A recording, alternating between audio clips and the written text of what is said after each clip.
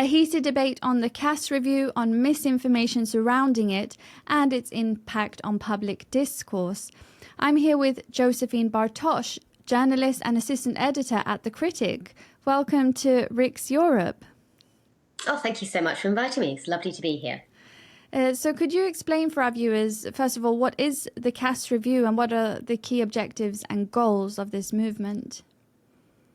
Yeah, certainly. So there's been concern for a number of years, starting back as far as 2004, about the treatment of young people who identify as trans. And there's been a huge spike in numbers, so thousands and thousands of additional referrals over the past sort of couple of decades. And this really sort of took off in around 2014, 2015. And there was a change in the demographic. So it used to be the case that there was a very small number, sort of in the tens, of children who would be referred to services because they felt uncomfortable in their bodies. And then as the online sort of trans activist movement grew, this has clearly spread like a social contagion. And we have seen sort of, the demographics change significantly. So once it used to be a very small number of boys, most of whom would grow up to be gay if they were left without medical interventions. And now we are seeing around 75-80% of those referred are girls. And what's happening is that whereas once they might have understood their feelings of discomfort as part of adolescence or indeed as being evidence of being same-sex attracted in adulthood, those are sort of the very early signs, is that it's quite often sort of feeling discomfort with their sex bodies. They're going online and they've been sort of advised basically by their peers and by groups that they're in fact transgender.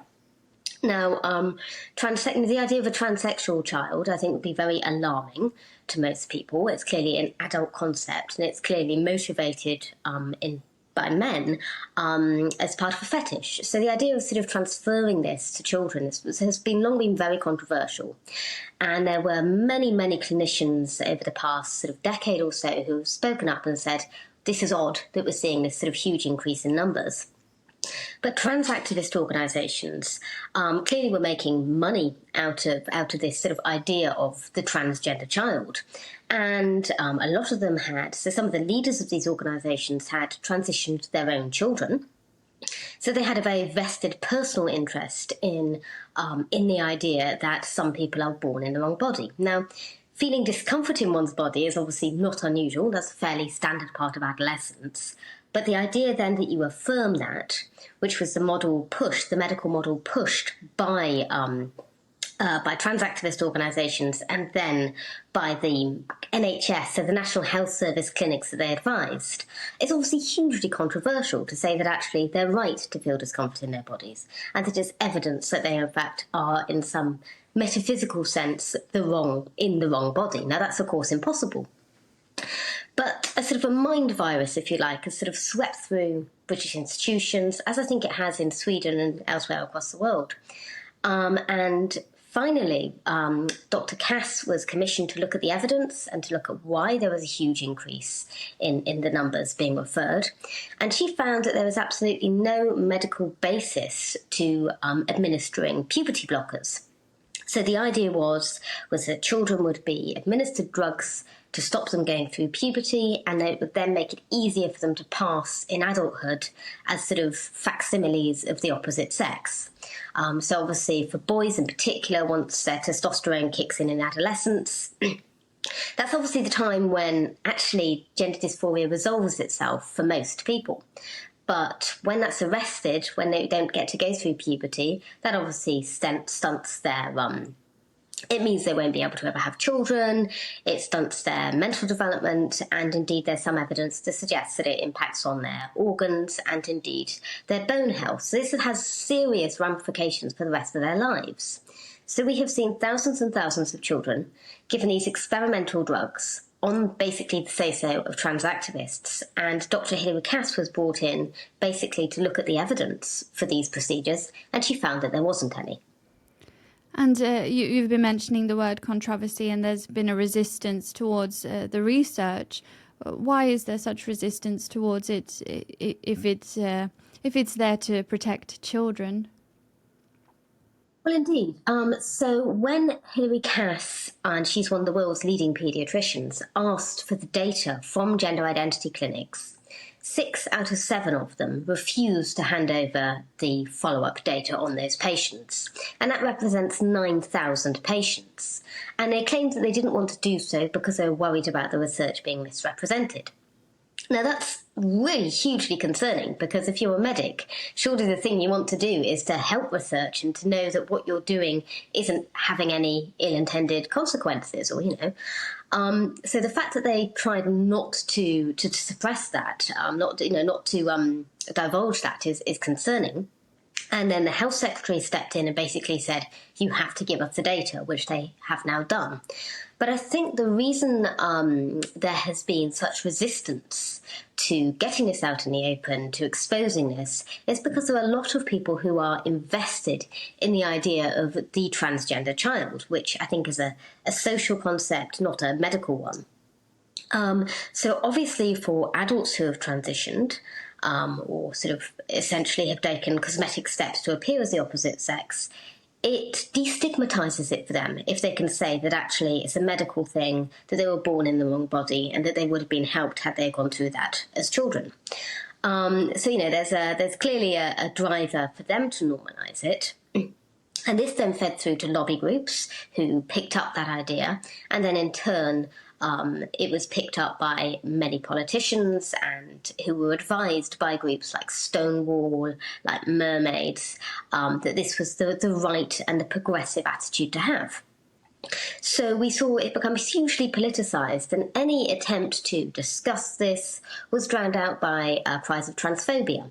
And there have been lots of attempts to say that there's a parallel between transphobia and homophobia, whereas actually the idea of transitioning children who might otherwise grow up to be straight into sort of facsimiles of the opposite sex is itself homophobia, because we know that most of these children would have grown up to be gay, lesbian, or bisexual. So there's been a huge sort of vested interest, I think from drug companies as well, to be honest, to suppress the idea that, in fact, children grow out of discomfort in their sexed bodies. So what are the most critical factors that the Cass Review have to ensure gender identity services for children and young people are both compassionate but also responsible and meeting the diverse needs and experiences of these children? So I think what Cass has done is she took a very sensible approach in that she used a lot of she spoke to everybody. So she was quite wide-ranging in her approach. She spoke to children who identified as trans, she spoke to lobby groups, she spoke to parents, she spoke to clinicians. And what she concluded was essentially that services need to be holistic. So I think in some senses this can be seen as part of a wider problem with child mental health. There's been a huge decline in instances of, or huge increase in instances of mental ill health, so depression, anxiety amongst children, and for some this has manifested as gender dysphoria, so feeling of discomfort in one's body. And she has said that it should be seen as part of a wider, so you need to ask questions about why these children are feeling like this, because a disproportionate number are from care settings, many are autistic, many have got other significant mental health problems, and some have suffered abuse. So, you can understand that for a girl, for example, who's been abused, she might feel more secure identifying as a boy. So all of those issues are now going to be examined, and not just by sort of gender specialists, because it's very easy just to dismiss everything as a gender problem, whereas actually it's a symptom of something much wider and deeper and more sort of fundamentally based on mental ill health, on psychology. So she's asked for a holistic approach to treating these children, that it isn't siphoned off to specialist services, and that once children reach 18, they're not automatically shunted into adult services where questions aren't asked. So that there's a bridging service up to the age of 25, because we now know that it takes quite a long time for the brain to mature. So those are the sort of main recommendations she's made. She's also clamped down on, or indeed the government have on her recommendation, on the prescription, the private prescription of puberty blockers and cross-sex hormones, which is a very lucrative and growing market. So, she's also tackled the financial aspect. I think ultimately, clearly, this is something that is in part driven by social media, and that's much harder to legislate for. And you also wrote a lot about the spread of misinformation and the political discourse around this subject. What measures can be proposed to prevent misinformation, and is it possible when it comes to social media and the way people can post more or less anything? Yeah, I think one of the most concerning aspects about the way misinformation has spread has been the fact that politicians, elected politicians, have picked up some of these points, some of these trans activist talking points. They haven't analysed them, they haven't looked at the sources properly, and they've then repeated them in Parliament. So one MP has recently apologised, her name's Dawn Butler, and she's recently apologised for doing that in Parliament. She said she had inadvertently misled the House because she based her analysis, her understanding, and her speech in Parliament criticising Cass on the basis of a briefing from a trans lobby group. So I think really we need to get these bloody lobby groups out of institutions. We need to stop them influencing British institutions. So I think that would be a key point, would be to defund them, would be to stop referring to them as experts because they aren't. Essentially in the UK, and I don't know if similar has happened elsewhere, but there were a lot of what were once gay rights groups, and once gay rights were thankfully achieved, they then, in essence, moved on to transgender rights because they saw that as the next way of sort of sustaining their income. So, in essence, people like me in same-sex relationships don't need any more rights. So they could have just folded, they could have just gone away, they could have tackled homophobia in a social sense, but instead they decided to lobby for transgender people, or people who identify as transgender. I would dispute the whole concept of transgender itself, but that's another matter. So I think getting rid of these lobby groups, getting their influence out of British institutions will be a core part of fighting disinformation. Thank you so much, Josephine Bartosch, journalist and assistant editor at The Critic.